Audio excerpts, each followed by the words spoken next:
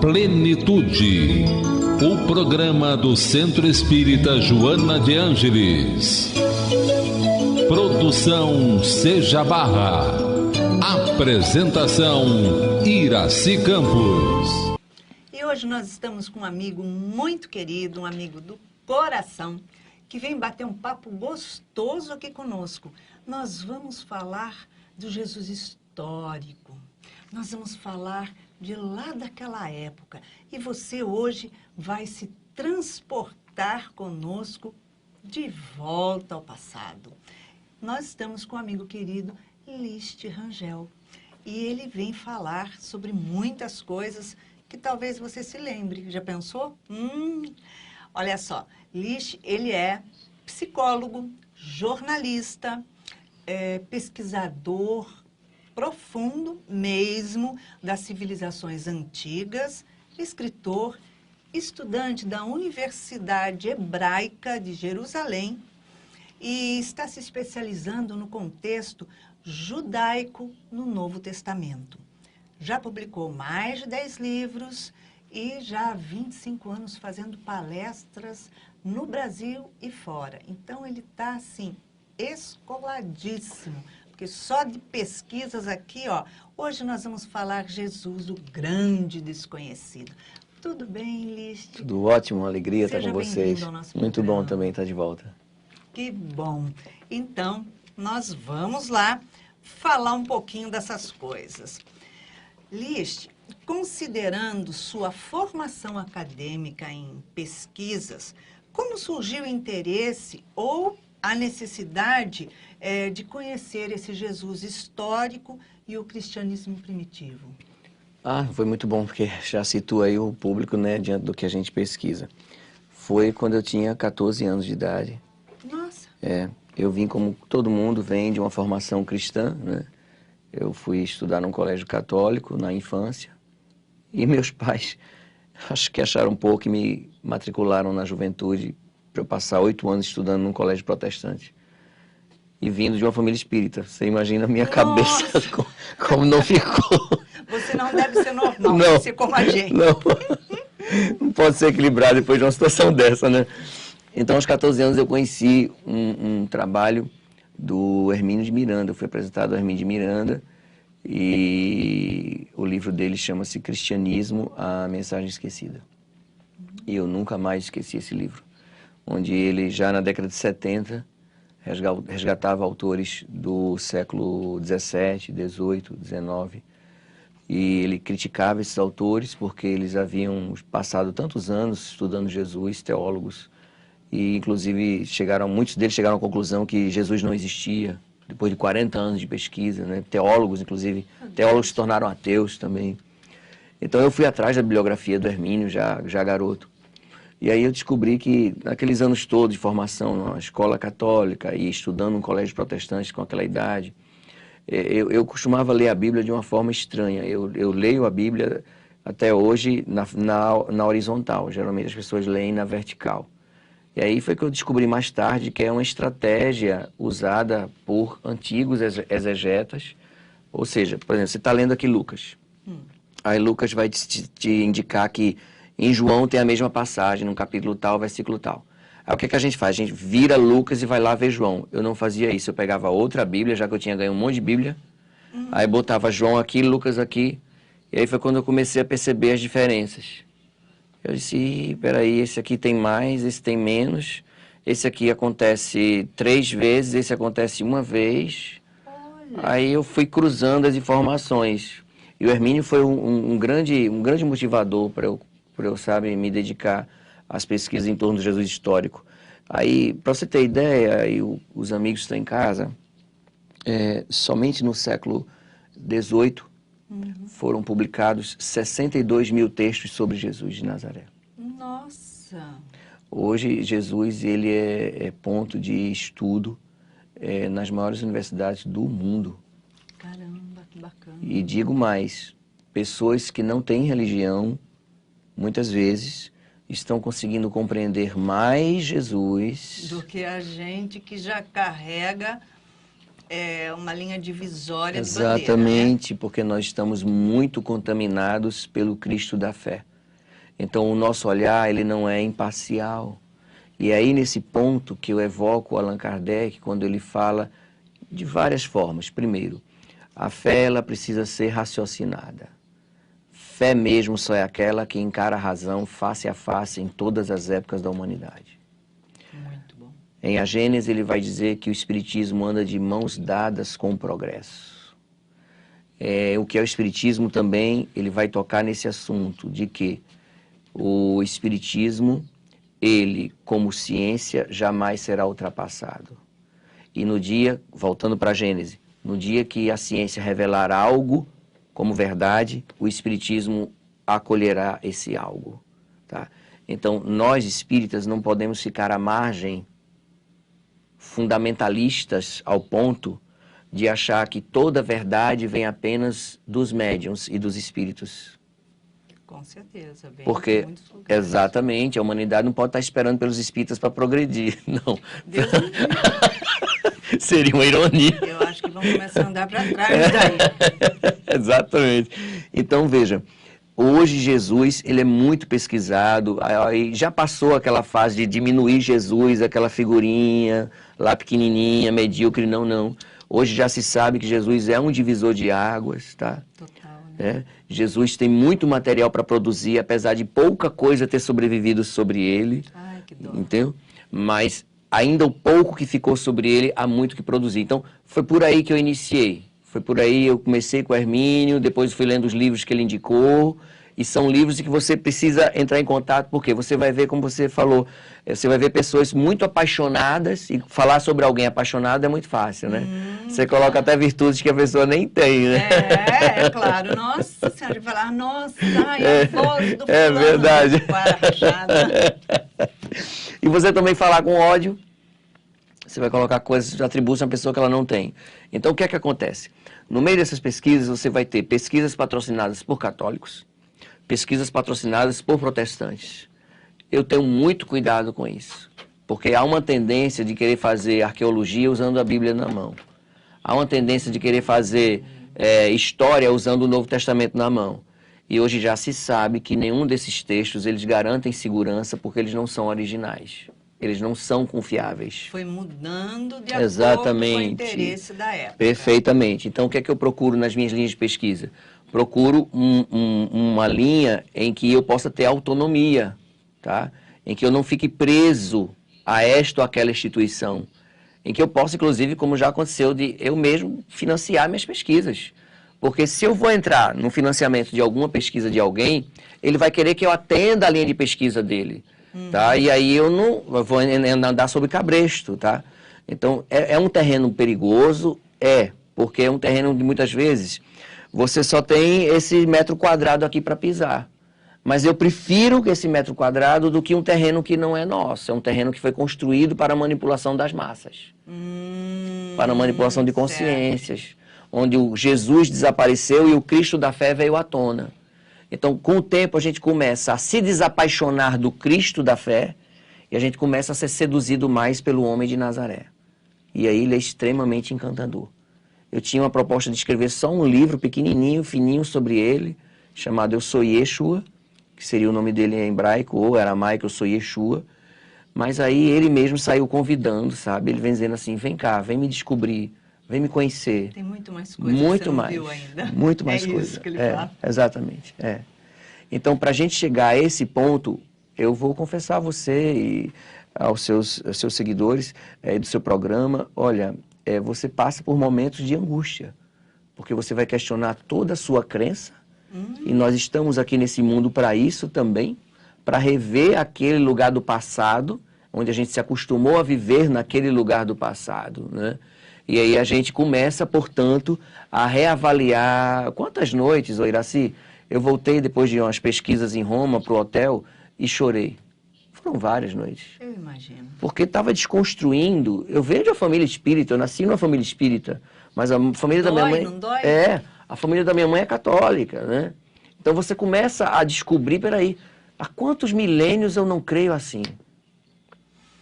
Eu até brinco nas palestras às vezes, olha, a gente ainda é tão cristão de religião, como Kardec diz, de forma e não de essência, que até quando a gente toma um susto, a gente revela que é cristão católico.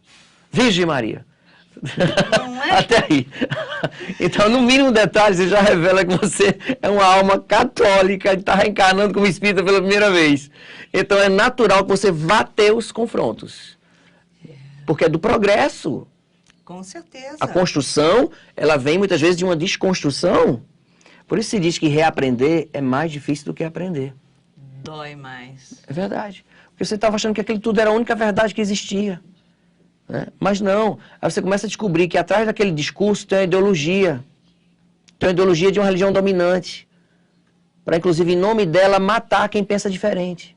Então, quando você vai repetir um discurso daquele que não pode ter vindo de um homem pacifista e que só oferecia amor, Diferente. é incongruente. Não bate, né? Nossa, e você pegou textos originais, você veio... Então, hoje já se sabe no meio acadêmico que evangelhos originais, eles não existem, tá? Nem em grego, nem em hebraico, nem em aramaico. Não existem. Esses evangelhos que hoje temos, eles são completamente manipulados, adulterados. Puxa. A Universidade de Princeton, ela tem um departamento dedicado ao estudo do Jesus histórico. A Universidade Bíblica ou Hebraica de Jerusalém, a Universidade Hebraica em Paris também, tá? A Universidade de Toronto, enfim, várias universidades no mundo, aqui mesmo na UFRJ, né, temos departamento, na UERJ também temos departamento, nós temos professores, doutores em cristianismo primitivo aqui no Brasil já, temos especializações sobre Jesus de Nazaré nas universidades. É impressionante as pessoas defendendo tese. Eu, na época, já em jornalismo, eu levei, a minha defesa foi Jesus de Nazaré na área de jornalismo. Eu levei o Jesus para dentro da faculdade e ele recebeu 10 dos examinadores. O homem é maravilhoso. Deixa ele na frente que ele faz tudo. Então, assim, você colocar um conteúdo desse, destituído daquela crença piegas da religião, sabe? É você trazer o homem para uma nova possibilidade. Você assim, nossa, não tem só essa janela para olhar o mundo. Tem outras janelas também que eu posso compreender quem é finalmente o homem Jesus de Nazaré. E depois, veja, como diz a Universidade de Princeton, eu estava falando, 32 anos eles se dedicaram a uma pesquisa, muito curiosa essa pesquisa. Depois de 32 anos, esses exegetas, biblistas, teólogos, eles chegaram à conclusão que menos de 10% do que está nos evangelhos é realmente de Jesus de Nazaré. Meu Deus do céu. Entre mensagens e fatos. Mais de 90% foi a construção da identidade do cristianismo através de outras etnias, mitologias pagãs no Egito, mitologias pagãs na Pérsia, na Babilônia, mitologias entre os romanos, entre os gregos. A própria formação da identidade do cristianismo veio do judaísmo. Então você já tem, olha, você tem um grupo de adulteração já no nascimento. Porque Jesus não escreveu nada. Não. Os amigos que o acompanharam eram analfabetos. E cada um que conta de acordo Perfeito, com a sua bagagem. perfeito. Isso é tradição oral, sabe? Até nisso a gente descobre beleza quando a gente está estudando.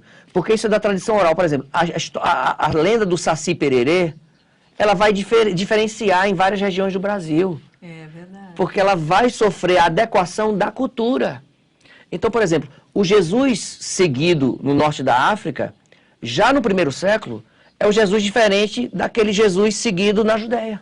Já no primeiro século. Você vai ver grupos de cristãos, por exemplo, você vai ver grupos de cristãos defendendo que Jesus, digamos, tinha um corpo fluídico, tinha um corpo divino. Os docetas foram perseguidos pela igreja. Aí você vai ver um grupo de cristãos chamado Ebionitas, eram judeus, que ele vai dizer assim, não, Jesus não era de fluido, não. Porque nós temos aqui uma tradição de pessoas que conheceram os familiares de Jesus, os pais de Jesus. Então não venha falar em corpo fluídico, não. Não venha falar que a gravidez de Maria foi divina, não. A gravidez dela foi normal, como todo casal judeu passa por um processo de matrimônio e de ter filhos. Então esse grupo Ebionitas ameaçou também a igreja. Então a igreja tratou logo de sufocá-los, porque assim, esse pessoal sabe de onde é que vem o homem. E vai derrubar o nosso corpo dogmático, vai estar aqui. As escrituras que nós escolhemos, por exemplo, o João, ele é unigênito, ele é o único filho de Deus. Né? Em Mateus e em Lucas, ele nasce como obra e graça por obra do Espírito Santo. José é um pai adotivo. Jesus, ele é filho direto de Deus. Aí se você vai para a mitologia egípcia, Horus é filho de Osíris, diretamente. Se você vê Ulisses, se você vê Hércules, Perseu, Teseu, todos são heróis gregos vindos de uma mulher que foi fecundada por Deus. Olha só. Então você percebe toda a mitologia de outros povos presente no Novo Testamento. Na mesma, São culturas que entraram em contato. São culturas. E quem vai escrever aqueles livros são pessoas altamente intelectualizadas. Sim. São escribas gregos. Pescadores analfabetos não tinham condições de escrever aquele conteúdo todo, eles não tinham condições. Nos próprios Atos dos Apóstolos, você vai ver uma passagem dizendo que Pedro e João, o garoto João, eram analfabetos. Olha só. Então você veja, eles mexeram tanto no texto, que o texto por si só mostra onde ele foi adulterado. Tá? Eles revelam, por exemplo, Marcos, você vê, Marcos, conseguiram deixar um registro lá em Marcos de que Jesus tinha irmãos e irmãs. E aí? Pois é, entra em contradição com o unigênito em João, que era o único filho. Mas aí um evangelho apócrifo vem dizer, o apócrifo quer dizer secreto, né? Que esses evangelhos eram lidos secretamente, escondidos da igreja, depois do concílio de Nicéia em 325. Quem fosse pego lendo esses livros eram passados a fio de espada. Meu Deus. E os livros foram mais de 300 textos queimados. Quem hoje tem os evangelhos apócrifos foi porque estavam enterrados. Eles encontraram muitos enterrados escondidos no Egito, em 1946. Então, dentro desse pensamento, dessa prerrogativa, você vai ter ali um evangelho apócrifo dizendo que José era viúvo, que trouxe vários filhos de um casamento anterior e que Maria só teve um filho com ele. Aí a igreja não aceita o que está no apócrifo, mas como isso, entendeu? Mas como isso defende Maria e a situação dela, divina, aí diz, não, os filhos não eram dele com ela não, os filhos José já trouxe viúvo. Quer dizer, é como se assim, eu vou consultar Iraci só quando me interessar.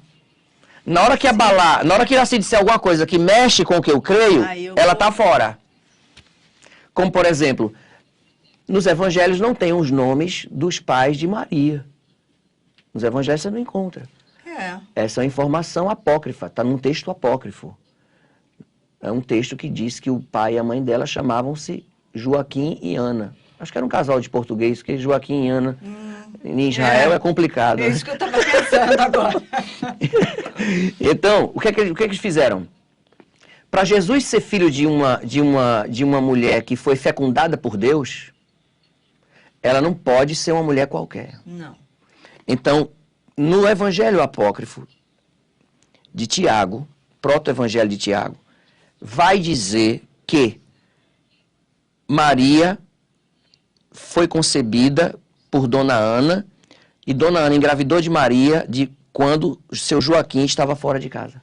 Ige, complicou. Já teve... Isso é para mostrar que ela veio de um nascimento em que não teve a participação de um homem. Mas isso naquela época como? Hoje em dia já dá confusão? Nossa, aquela época... Você imagina uma garota de 14 para 15 anos, que é como os historiadores calculam mais ou menos a idade de Maria deveria ter quando estava grávida, uma jovem, porque logo depois da menstruação... Menina, né? Logo depois da menstruação você já era prometida a casamento, tá? Aí o que é que aconteceu? Quem é o pai dessa criança? Você está grávida? Tô. Quem é o pai dessa criança? Ah, é Deus. Como assim? Judeu vai acreditar que Jeová fecundou uma mulher? Se uma mulher for pega em adultério, era apedrejada, você imagina uma mulher, uma menina nova, grávida, sem saber que o... Entendeu? Quem é o pai? Quem é o pai? Diga quem é o pai. Não sei, foi num sonho. Eu já amanheci grávida. Que história é essa? Isso não cabe na cabeça de ninguém. Isso é mito.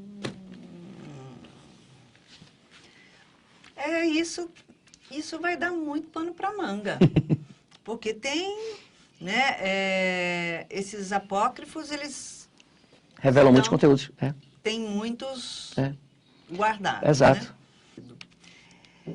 Lish, a ausência de conteúdos biográficos e os registros históricos certamente trouxe uma dificuldade muito grande para todas essas pesquisas que você tem feito e muita gente também. Conta para a gente um pouquinho sobre esse caminho que você percorreu e como é que você aprofundou nesses conhecimentos. Ótimo. Então, como eu já vinha de uma tradição de ter acesso à Bíblia, ficou algo mais acessível, não é estranho para mim, porque, veja, desde criança era uma angústia muito forte. Como é que um homem com uma mensagem tão inovadora, tão revolucionária, todo mundo já deve ter tido essa angústia, assim, como é que ele teve um fim desse? Como é que praticam tanta crueldade com um ser humano desse, né? Então aquilo me angustiava muito. O Jesus, ele sempre voltou de uma forma muito humana na minha mente, sabe? Uhum. Então, a partir do momento em que a gente começou a entrar em contato com sítios arqueológicos, com universidades que desenvolvem pesquisas sobre o Jesus histórico, então, o que é que aconteceu? Nós passamos a receber informações de núcleos acadêmicos, de documentos, de como essas pesquisas são feitas, como é que se chega à conclusão do que é seguro e do que não é seguro, já que muita gente estava produzindo muitos textos, né? Os copistas não paravam de produzir textos. Hoje já sabe, por exemplo, já está comprovado que as cartas de Paulo, por exemplo, foram mexidas. São 7 apenas de Paulo, no total de 12, no máximo 13, só são 7 originais. As demais estão todas mexidas, alguém escreveu com o nome de Paulo. Porque eles encontram contradições. Por exemplo, Paulo a favor da mulher e depois Paulo machista contra a mulher. Como é que pode isso? Exato. Então eles começam a ver, né, implicações sérias na atitude, que já reflete uma religião que tem problema com mulher. Uma religião que já, entendeu, que está preocupado com quem vai herdar das mulheres dos papas, dos bispos, filhos dos papas. Então o celibato vai ter essa função aí dentro da igreja para coibir essa transmutação de herança, né? Você está a serviço da igreja, você não está a serviço da sua família. Então tem muito disso, sabe? De mexer em textos para trazer à tona questões dogmáticas. Então eles fizeram muito isso. E List, o pessoal pode estar se perguntando, qual é a segurança então desses textos? Como é que eles fazem? É muito curioso isso. Eles usam a mesma metodologia de Allan Kardec, de controle universal. É incrível Kardec como ele é um cientista nato, né? Tanto é que na introdução do Evangelho ele vai admitir que a vida de Jesus está dividida em 5 partes, só que a que é mais segura no momento é a moral. Ele admite que nas outras 4 foram mexidas. Ai, meu Deus. Nas obras póstumas tem uma pergunta de Kardec feita ao espírito Erasto, porque na época que ele está vivendo lança um livro chamado Vida de Jesus. É um livro de um teólogo francês chamado Ernest Renan, e esse livro abala a sociedade europeia, porque é um teólogo escrevendo sobre Jesus de uma forma muito humana e cheia de conflitos. O teólogo fica louco. O Ernest Renan é dele aquela frase assim, diz assim, Jesus é tão extraordinário que ele viu a história da humanidade em 2 períodos, antes dele e depois dele. Essa frase é de Renan. Mas também tem outras frases de Renan que ninguém sabe, que mostra que ele tá completamente pirado quando ele vai estudar Jesus. Por quê? Chega uma hora, Iracia, o pessoal que está em casa vendo, em que Jesus e o Cristo da fé, eles se afastam. Entendi. Entendeu? Porque um foi servir à religião dominadora e manipuladora de massas. E o outro não, o outro fizeram questão que ele apagasse com o tempo. É por isso que Kardec vai dizer na Gênesis, no capítulo 1, que o Espiritismo resgata o cristianismo em sua essência. Certo. Não é o cristianismo formatado como religião, mas é a religiosidade. Que é o que é deixado para trás hoje. Perfeitamente. São sentimentos de amor ao próximo, de tolerância, de respeito, de perdão, de aceitar o outro com as suas diferenças. É a essência. Então, vejamos, o Kardec questiona que essa obra está causando a maior confusão na França. Do mesmo jeito que o Dan Brown lançou com o Código da Vinci, aquela confusão toda, então o Ernest Renan também. E a resposta do Espírito Erasto é fascinante. Porque o Renan, ele apresenta um Jesus, muitas vezes, que ele está apaixonado. Daqui a pouco ele diz assim, o Jesus era filho de um camponês, vivia cercado de gente miserável, gente do povo. Ele ama e ora e abomina, porque ele está sem entender. Porque ele vem de uma tradição de estudar Cristo. Estudar Cristo é o suprassumo. O Cristo pode tudo. O Cristo, para o cristianismo, é quem vai converter a humanidade toda ao cristianismo. Sim. A proposta do cristianismo é essa. É converter a humanidade toda em cristã. Desrespeitando a religiosidade de outras pessoas, invadindo territórios, como sempre fez. Até mesmo o bondoso e caridoso, humilde Papa João Paulo II, que a gente tem tanto respeito a ele, é uma pessoa realmente diferenciada, mas ele chegou a lançar uma encíclica sobre ecumenismo, em que ele fala isso. Ele diz, olha, você acreditando, aceitando Cristo ou não, ele nasceu e morreu para nos salvar. Então você está salvo, mesmo sem você querer. Como assim? Eu não quero ser salvo. Entendeu? Então, veja, é uma proposta teológica. O Cristo da fé, ele comove massas. Em nome dele, ergueram os tribunais do Santo Ofício. 72% das pessoas queimadas pela igreja na Idade Média era de mulheres. A igreja sempre odiou as mulheres. Nossa Senhora.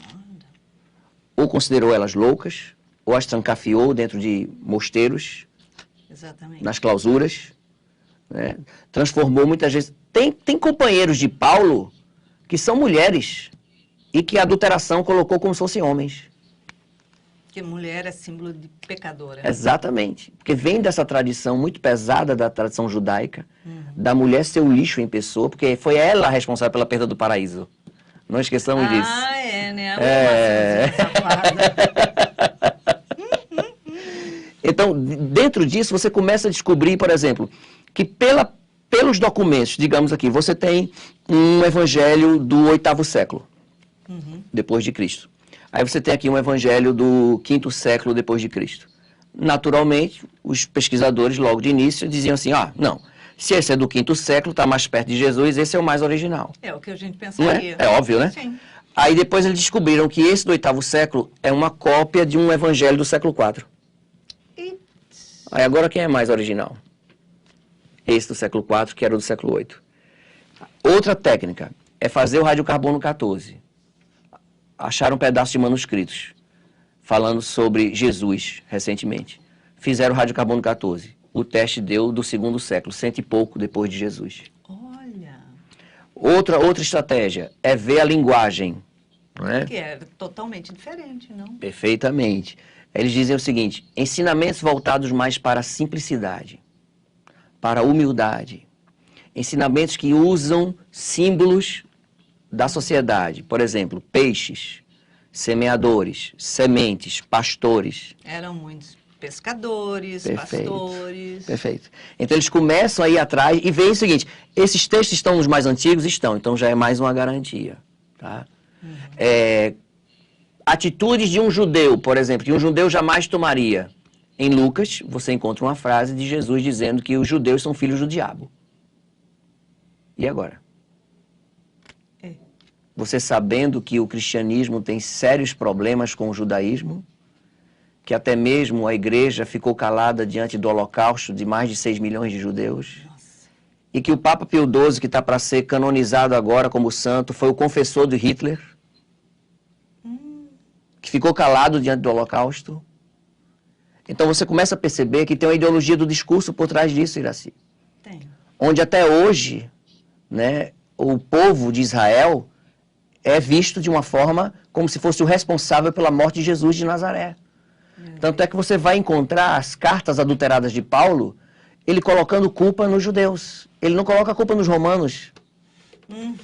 São cartas mexidas, porque a igreja vai se sedimentar em Roma.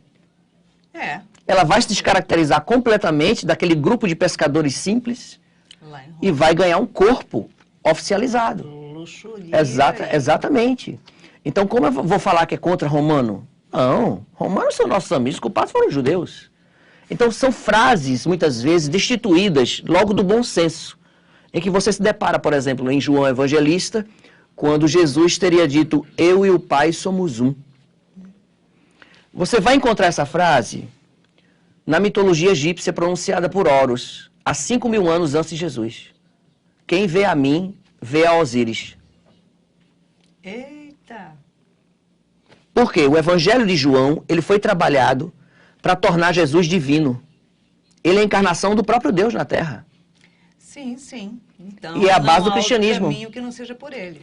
Perfeitamente. E como ele pode vir através de uma relação biológica normal? Não pode. A concepção dele tem que ser divina. Porque ele é Deus.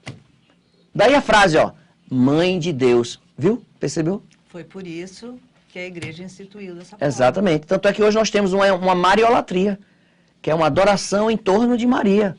Inclusive tem cristãos que andam com adesivos nos carros que dizem assim, pede à mãe que o filho obedece. Ai, meu Deus! Porque o culto a Maria, ele existe. Nós, como historiadores, pesquisadores, nós respeitamos demais a fé das pessoas. Eu queria deixar isso muito claro aqui. Claro. Tá? A gente está falando de história, a gente está falando de documentos. Por exemplo, você pode acreditar em Papai Noel. Nós não estamos falando de religião. Não, nem religiosidade. não. Estamos falando... Histórico. Exato. Então, você pode acreditar em Papai Noel, tá bom. Mas você tem o direito de saber como é que nasceu a lenda do Papai Noel. Claro. E foi isso que nos negaram quando queimaram esses documentos. E eu escolho acreditar naquilo que... Perfeito! Perfeito, perfeito. Uhum. O sol amanhã vai deixar de nascer porque você não acredita? De jeito nenhum. O sol é muito maior Entendeu? do que a minha crença, Entendeu? né? Por isso que o Kardec ele vai dizer que a história fará justiça à humanidade.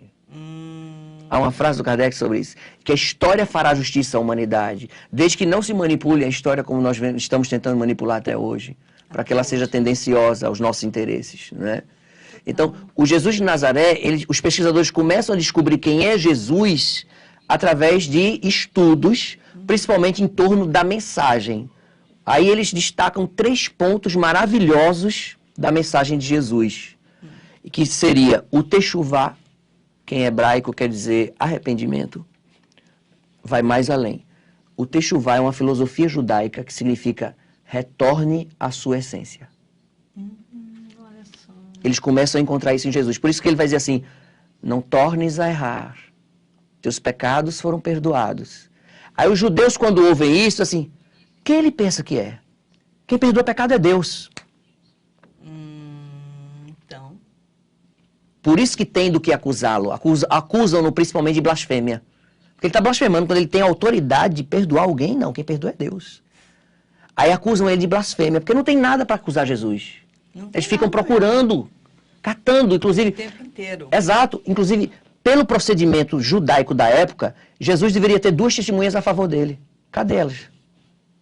E deveria falar. Exatamente. Ninguém poderia ser condenado à morte daquele jeito como ele foi. E Pôncio diz, né? Não vejo mal algum nesse homem. Por que quereis matá-lo? Lava as mãos e tão leve.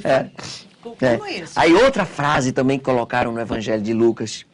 Deixai que o sangue desse justo caia sobre nós e as gerações futuras. Olha aí. A jogada política colocando na boca do evangelista o que ele não escreveu. Porque hoje, quando a gente fala de evangelho, queria que os nossos telespectadores, né, os nossos seguidores do programa prestassem bem atenção nisso. A gente não fala em um evangelho escrito por uma pessoa apenas. Não, claro. Né? Muito. Várias mãos mexeram Pra naqueles poder- textos para poder sedimentar uma ordem religiosa. Aí o que foi que aconteceu com isso? Hoje a gente segue muito mais um Cristo da fé, morto, ensanguentado, preso na madeira, sem poder nos abraçar. Eu evoco muito um trecho da música do Cazuza, quando ele diz: estranho o teu Cristo rio, que olhar tão longe além, com os braços sempre abertos, mas sem proteger ninguém. Nossa, muito lindo, né? Não é? Porque são braços da crucificação, ele não pode nos acolher. A Joana, no livro Jesus e Atualidade, ela vai pedir para desmortificar Jesus. Desmortificar Jesus é retirá-lo da cruz. Porque enquanto ele estiver na cruz, essa exaltação que às vezes eu percebo, até no movimento espírita, de exaltação da paixão de Cristo, o que é isso senão um condicionamento, um retorno ao passado, onde se evoca o sofrimento como veículo de salvação da terra? E aquela mensagem de uma fé conformista, de que aceite, porque é a vontade de Deus. Cristo sofreu mais do que todos nós, então imagina o que nos espera. Então, quer dizer, se o pai, então, nessas alturas, é do temor, Ele castiga, então, ele castigou Jesus. Perfeitamente, perfeitamente. Jesus estava pagando o quê? Exato. Essa é uma das ideologias do discurso do cristianismo. E a gente repete, às vezes, em tribuna. A gente comemora a paixão de Cristo e não percebe que a gente está fazendo exaltação ao sofrimento.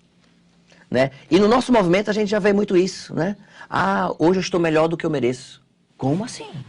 Então o que você acha que você merece? Não, eu vim de um lugar muito ruim, eu merecia estar muito pior. Olha a crença. Nem sabe de onde veio. Não sabe. Às vezes você está no mesmo buraco, já tem tanto tempo. É verdade, é verdade. Repetindo aquele padrão, repetindo. Então, a busca pelo Jesus histórico não leva a gente a desrespeitar a crença de ninguém, tá? Sim. Não leva a gente a descrer ou ser mais ou menos espírita, isso aqui não está em questão. A gente está falando aqui de ciência e o espiritismo, como ciência, caminha ao lado da ciência. E pela mesma metodologia. Mas, Lixe, e se entrar em choque com alguma mensagem de algum espírito? Calma lá. Kardec disse o quê? Os espíritos guardam as suas opiniões pessoais e as suas crenças. Então, eles revelam aquilo que eles conseguem alcançar. É, porque a outra parte não é de Deus. É opinião própria. Foi por isso que ele disse, vai mudar a opinião, mas os princípios não mudam, porque os princípios são universais. Não tem como, né? Então, dentro desses princípios da mensagem de Jesus, como eu estava falando, tem o Techuvá, que é o retorno às luzes. Retorne à sua essência, né? Arrependei-vos, como diria João Batista. Arrependei-vos, porque o machado está posto à árvore. E dia virá que a árvore será arrancada e lançada ao fogo da Geena. A Geena era um local fora de Jerusalém, que era um local amaldiçoado para os judeus. Porque os cananeus ali construíram uma fornalha e sacrificavam crianças aos deuses pagãos. Então aquele local até hoje existe, ficou amaldiçoado aquele local da Geena. Com a adulteração dos evangelhos, Geena tomou o lugar de inferno, porque é um lugar que tem fogo. É o inferno pagão que foi trazido para dentro do cristianismo. Aí se apropriaram do termo Geena, que tinha o inferno. É por isso que você começa a entender melhor assim, porque lá fora há choro e ranger de dentes. É na Geena, fora de Jerusalém. Onde tinha aquela dor. Exato, as crianças eram sacrificadas. E os judeus na época diziam que era um local tão amaldiçoado que até hoje, mesmo com o fogo apagado, se ouvia ainda as crianças chorando e rangendo. Ai, meu Deus. Ou seja, ficou um local marcado pela espiritualidade, pelo sofrimento. Com certeza. Como todo, qualquer outro fica marcado. Às vezes até um acidente numa certa rodovia, fica marcada aquela energia ali. Fica. Então, porque a forma, a psicosfera, exatamente, também, ela fica impregnada. Então, veja, aí você começa a entender que Jesus estava falando de um local físico. Lá fora, há ranger de dentes, há prantos, há choro. Né? Mas para você entender essa passagem, eu não posso me aplicar somente a traduzi-la. Eu tenho que compreender o contexto histórico em que o homem falou. Aquela parábola dos trabalhadores da última hora. Os pesquisadores já sabem que ela é de Jesus. Ela é original. Ai, que bom. Por quê? Porque naquele momento, ela revela todo o contexto histórico de pessoas na época que não tinham de trabalhar e ficavam na praça esperando serem convidadas. Ela reflete todo um contexto do século I. Uma outra coisa também que estão descobrindo, além do arrependimento, é que o outro pedra de toque de Jesus é a emuná. Emuná é a fé incondicional em Deus. É a fé inabalável. É a fé sem troca. É a fé sem comércio. É aquela, sabe, que não se vende em 10 vezes o cartão de crédito. Ele não está falando daquela fé, não. Ele está falando de uma fé que não tem condições, não tem negociatas com ela. Seria a emuná. Até mesmo os fios de vossa cabeça estão todos contados. Nossa, é forte, né?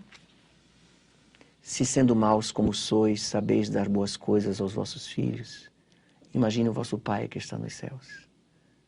Qual é o filho que, sentindo fome, pede um pão e o pai lhe dá uma pedra? Isso é um emuná, entende? Eles começam a resgatar o que nós, que nos dizemos cristãos, já deveríamos estar vivendo. Minha mãe falava isso sempre, sempre. Qual o pai que dá uma pedra quando fica... Olha, tá vendo? Ela falava a vida inteira. Acho que era o que ela mais falava, a frase dela. Pedi e obtereis, buscai e achareis, batei e a porta se vos abrirá. Isso é emuná judaica. Jesus era judeu, Jesus não era cristão. É isso que eu falo. Cristo não era cristão. Como é que a gente está defendendo que o cristianismo é a salvação para a humanidade? Se ele nem cristão era. Porque ele é do Cristo. Entendeu que tem uma ideologia do discurso por trás disso? Porque no céu só vai entrar quem for convertido a ele. Então no céu é muito monótono, porque só tem cristão, todo mundo pensa, reza, canta da mesma forma. E onde é que estão os judeus? Onde é que estão os budistas, os hinduístas? Onde é que estão outras pessoas que elas não têm direito a descobrir um caminho de espiritualização? Elas estão erradas e só nós cristãos estamos certos. Entende que é muito perigoso esse jogo? Porque em nome dessa verdade foi que inclusive criaram as cruzadas contra os mouros. Eles representam o mal. E agora, o imperialismo norte-americano contra o eixo do mal? Quem é o eixo do mal? Como assim? Lembra do George Bush? Que o eixo do mal... Da onde veio esse eixo que não estava aí brotando, Exato, né? é. Então a gente não aceita outra cultura, a gente quer realmente invadir outra cultura, quer colocar a supremacia da nossa cultura. Exato, exatamente. Aí o terceiro ponto que eles estão descobrindo sobre Jesus é muito curioso. Eles estão descobrindo que o Sermão do Monte é o que há de mais original na mensagem esquecida de Jesus. Olha.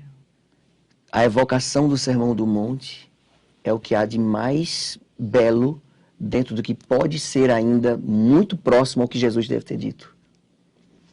Aí você vê mais de 80% do Evangelho segundo o Espiritismo está pautado no Sermão do Monte. Exatamente, é. Não foi à toa É que... o mais longo. Exato. Por isso Kardec disse, vou pegar os princípios morais. Porque se você pegar, ora por aquele que te persegue. Né? Retribui o mal com o bem. É difícil, né? Ó. Perdoa os teus inimigos. Né? Se você pegar essas regras e colocar em qualquer sociedade, Iraci, a sociedade avança moralmente. Não importa quem as tenha dito. Veja, elas se enquadram em qualquer época, em qualquer povo, em qualquer tempo. Tem que pegar desde o brotinho. Exatamente. Exatamente. Florescer aquilo, senão... E quem que vai fazer isso? É preciso haver uma renovação de consciência de que nós não servimos a rótulos, porque nós somos essências. Nós somos uma essência, geradora de mais essência. É por isso que o amor, ele é um grande multiplicador de efeitos positivos e saudáveis na sociedade. Esse é o terceiro ponto que eles estão descobrindo na mensagem de Jesus, de que ele deveria falar com muito amor, mas a sociedade à época queria sangue. Ah, com certeza. Queria ódio. Porque era pedrejado. Isso. Enfim, Exato. né? Passa... O domínio romano, as injunções sociais, as altas cobranças de impostos, as mocinhas ainda virgens sendo levadas para as orgias sexuais romanas como escravas. Nossa. Os homens foragidos nas cavernas da Samaria, que existem até hoje essas cavernas na Samaria. Eles se escondiam lá. É por isso que você vai ver Jesus caminhando pelo deserto, encontrando Você foi pessoas. Nessas cavernas, sim. Já? Ah, meu Deus. E você vai ver Jesus caminhando com pessoas no deserto. Inclusive, o povo está com fome, então a passagem, o povo está com fome. Mas as cidades estão longe. É justamente o contexto. Ele está falando para pessoas foragidas. Pessoas que estão escondidas, porque se aparecerem são mortas. Que causaram motins, revoluções. Porque a nação deles está dominada pelos romanos. Eles estão passando fome. Nossa. Então você vai ver esse homem ao lado sempre dos marginalizados. Você vai ver esse homem estendendo a mão a quem não quer conversa com essas pessoas excluídas. É por isso que Ernesto Renan não vai entender. Ele vai dizer assim, só tem uma gentinha junto dele. É pescador, é mulher, gente do povo. Que revolução esse homem vai fazer? Era aqui ó, a revolução, ó. Era aqui, ó. É verdade. Não era na mão, não era na arma. Não precisava arma, não precisava de nada. Ele já tinha o quê? Sabe, você chegar para uma pessoa e dizer assim, tá lá, eu respeito a tua religião, porque eu nasci na tua religião, vai lá fazer oferta sobre o altar. Mas antes, se reconcilia com o teu adversário. Essência. Está falando de religiosidade. Está falando de mudança de comportamento afetivo e não de marginalização. O cristianismo, ele separou a humanidade aqui no Ocidente. Para os cristãos católicos, a verdade está dentro da igreja, fora da igreja não há salvação. Ah, é verdade mesmo. Para os cristãos protestantes, fora da fé não há salvação. Aí o que Kardec vem dizer? Fora da caridade, na salvação. Perfeito. Essência. Trabalhe afeto. Não importa a sua etnia, não importa a sua crença, não importa o seu status. Trabalhe sentimento. Isso é quem diz quem você é. Nossa, é fantástico, é fantástico. Mas, poxa vida, a gente queria... Olha só... Não deu nem para iniciar o Jesus. Não deu para iniciar, você não ficou... Jesus desconhecido vai continuar desconhecido, que não deu para conhecer nada. Que peninha. Chegamos ao final de mais um Plenitude. E hoje ele vai deixar uma mensagem de Jesus para você. Não é psicológica. Pois é. Mas será que Jesus não era quem veio trazer essa psicologia? Verdade. Fala, então. Não andeis preocupados com o dia de amanhã, né? Nem com o que hás de vestir, nem com o que hás de comer, porque o dia de hoje já basta. Se você olhar, é um existencialista nato. Ele está dizendo, olha, o teu amanhã vai depender do teu hoje. Então, cuida do teu agora. Olha para dentro de você, né? Como é viver com tanta mágoa assim? Como é viver com tanto rancor? Como deve ser conviver com você mesmo? Então ele vem tocar no sentimento. Até hoje ele busca tocar nos sentimentos. Eu costumo sempre dizer, Jesus talvez ainda esteja nas áridas encostas da Judéia, esperando para que nós possamos procurá-lo, na sua simplicidade. Nossa. Num homem profundamente transformador, que ele sempre foi. Como diz a Joana, quem cruzou o seu caminho não é mais o mesmo. E realmente é. O poder magnetismo desse homem é profundamente transformador. Até hoje. O poder magnético dele é renovador. Então, assim, quanto mais você se aproximar de Jesus, mais você vai se afastar do Cristo das massas. Porque muito se foi feito em nome do Cristo e pouco nós avançamos. Jesus ainda espera por cada um de nós nesse processo de transformação do contato com a nossa realidade íntima e profunda. É isso aí. Obrigado. Celeste, muito obrigado. Assim, de coração, maravilhoso. E chegamos ao final de mais um Plenitude com o nosso convidado querido, Listi Rangel. E para que você tenha uma semana linda, maravilhosa e de muita paz, deixamos aqui um beijinho cor-de-rosa. Plenitude. Produção Seja Barra. Plenitude.